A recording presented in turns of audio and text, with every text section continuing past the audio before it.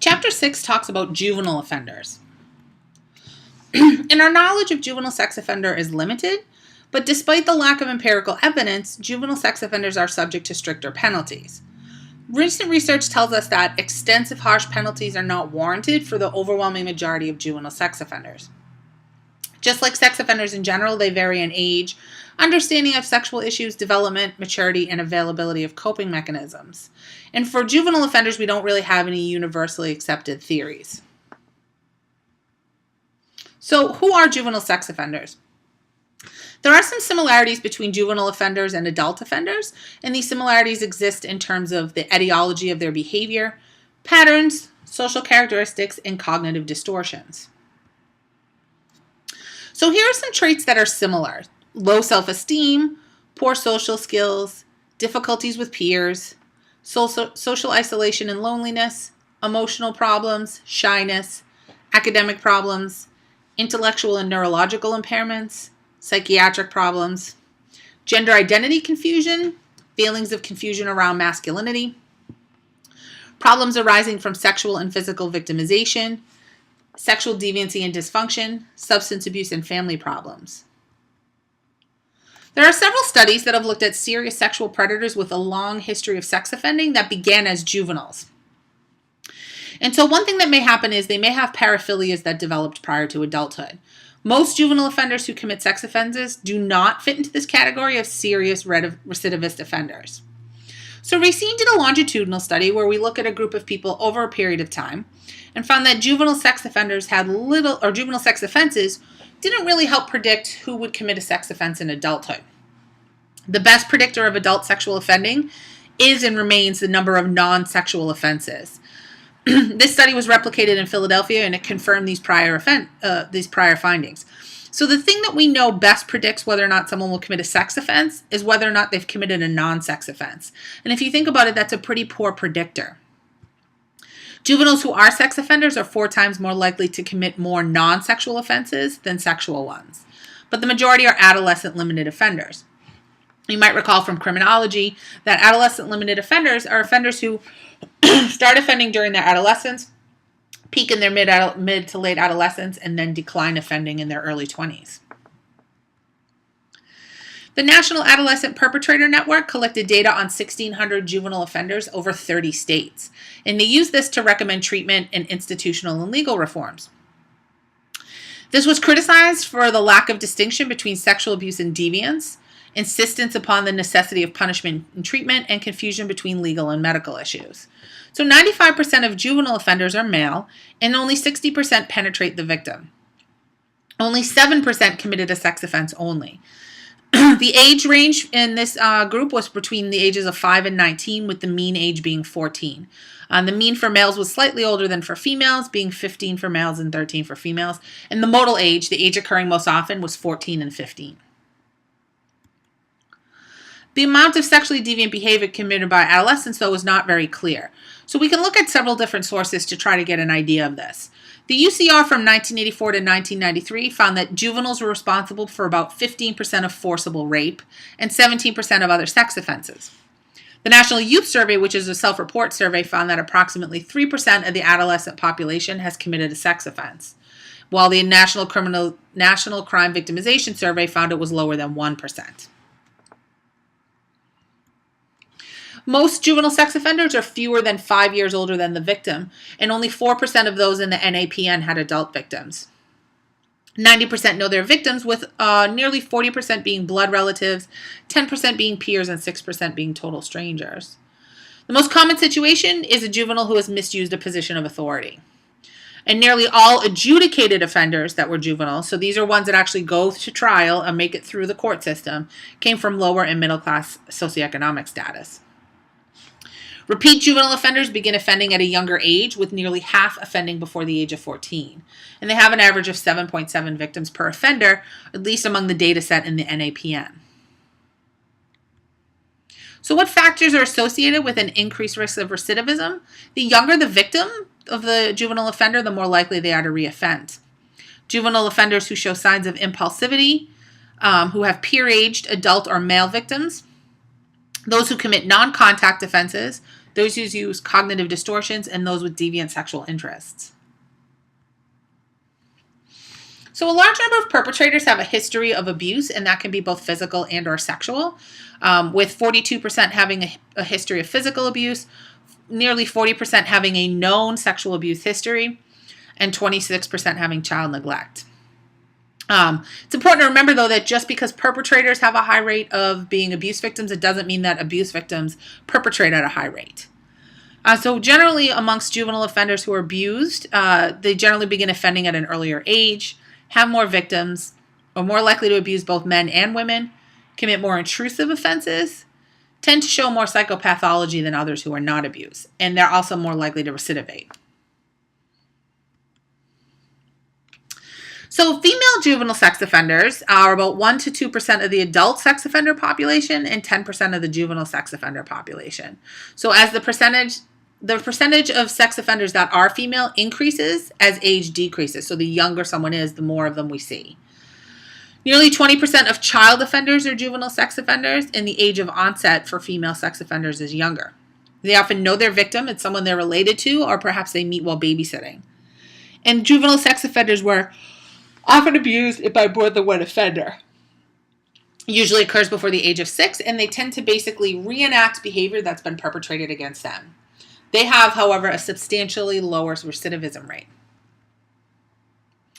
So if we look at juvenile sex offenders versus non-sex offenders, we see a lot of conflicting results here, and this is basically due to differences in the methodology that's used in each of these research projects. So many juvenile sex offenders may have a diagnosable disorder, such as a conduct disorder, depression, or ADHD. But the studies really differ as to whether or not those are more likely to occur amongst juvenile sex offenders versus non-sex offenders. They often show signs of psychopathy, callousness, apathy, and impulsivity. And all juvenile offenders in general show more signs of personal distress.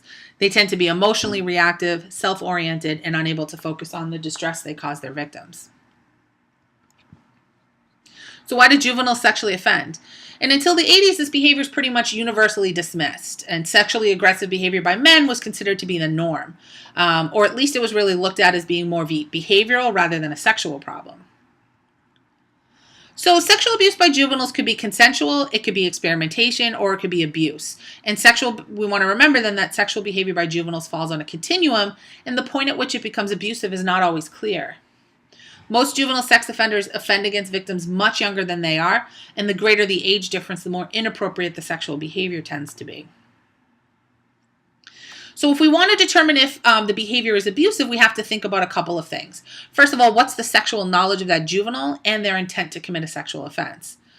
Some had experienced consensual sexual behavior prior to offending. Some were abused and are acting reactively. So some researchers then choose to classify juvenile sex offenders into both adolescents and children to try to separate out some of those differences. It's important to remember that sexual behavior is learned behavior, and some children learn it at a very young age. And that could be through either overt or covert sexual abuse, witnessing adult sexual behavior, or exposure to pornography. Some children react to this by acting out and mimicking what they see, and many of them do not go on to be adult sex offenders. So what is normal sexual behavior for children then? Well, it's normal for children to explore their bodies and touch themselves.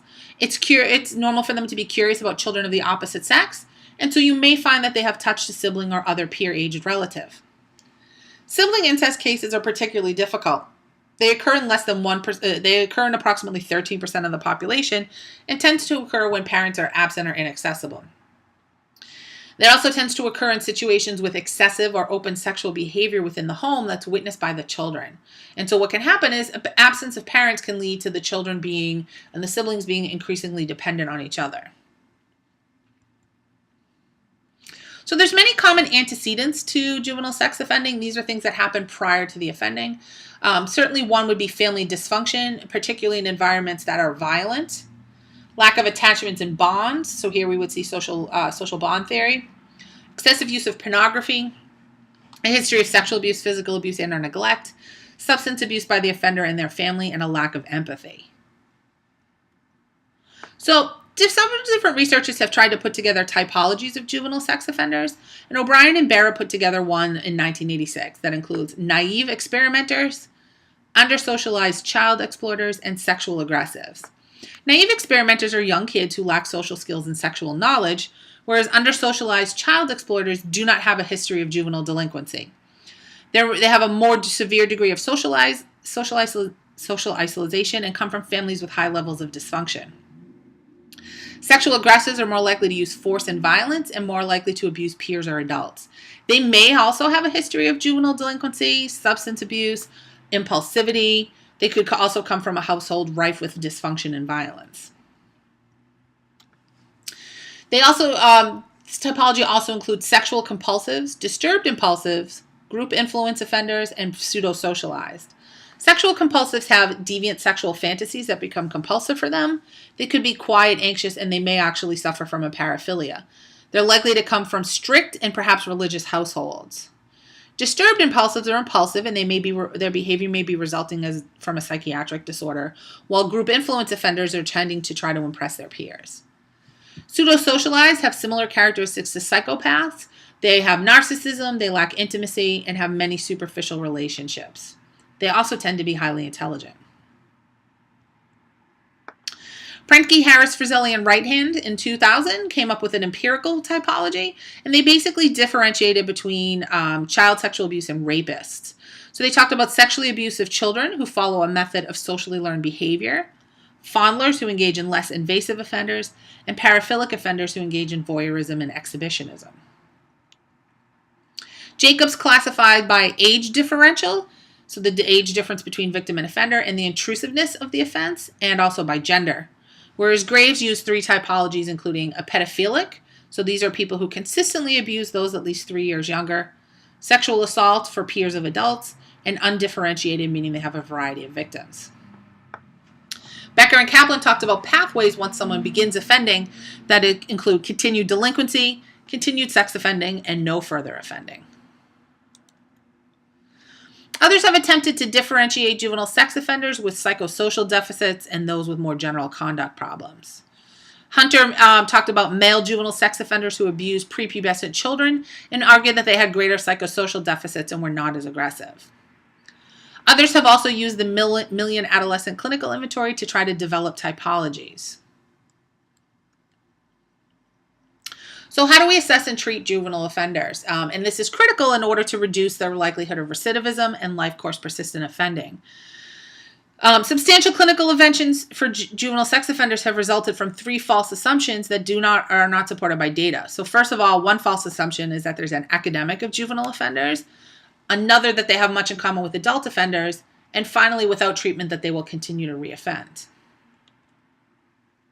Studies show that those who participate in treatment do have low recidivism rates, and those who reoffend are most likely to commit property crimes. So one thing we want to think about when we're talking about recidivism rates for juvenile offenders or sex offenders in general is whether or not we're talking about crime recidivism or sex offending recidivism. For most juvenile offenders, regardless of treatment, they will have a low recidivism rate. Treatment usually involves family therapy, cognitive behavioral therapy, relapse prevention, and psychoeducational interventions. Successful treatment emphasizes high levels of community involvement, stress education, student interpersonal problem-solving skills, energetic administrative leadership, and extensive staff training. So we want to be careful to make sure that we're matching people based on their risks and needs, because if we inappropriately match them, we can actually increase their recidivism. One problem is, though, many who begin treatment don't complete the program, and especially older adolescents with impulse issues are least likely to complete treatment. So assessment should be a very detailed and time-consuming process that involves multiple interviews with the offender and their family. And ideally, there would be 6 stages here: a pretrial investigation, a pre-sentence risk assessment, and these first 2 would determine placement and prognosis. A post-adjudication clinical assessment that would address treatment issues, so once they've been sentenced or once they've been adjudicated. A needs assessment in order to help plan for treatment and progress. An assessment for release or termination from the program, and a follow-up assessment when the juvenile is monitored in the community. It's important also to look at how sophisticated the deviant act is and determine if the knowledge is beyond the average knowledge of children in that age group. Throughout treatment, juveniles reveal more information about their previous sexual and physical abuse and information about the household they live in. And people use various assessment tools to really figure out what kind of treatment is appropriate. They're going to use, of course, official documents, any interviews. They might use polygraphs and phallometric testing, which we talked about in a prior chapter. The phallometric testing, however, is ethically questionable.